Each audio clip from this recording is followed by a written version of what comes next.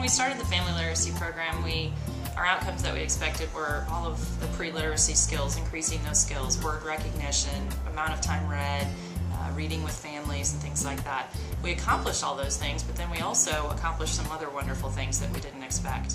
One of the moms, Tremaine's mom, she's a single mom of 3 kids, and Tremaine is in the 3-year-old classroom, and their father's in the military, so he's not around very much. In the last event, we took them all the parents out to dinner, and she looked at Debbie, our teacher in the 3-year-old classroom, and said, "This has really given me new friends, a new community, the opportunity to do things with my kids that even as a child I didn't have the opportunity to do."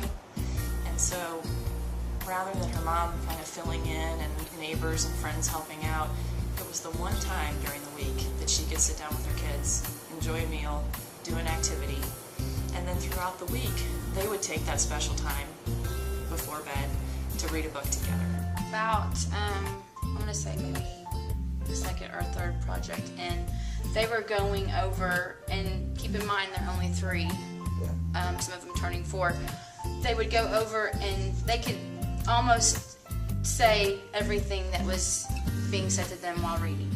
They started doing, the things that they'd be doing in kindergarten or first grade.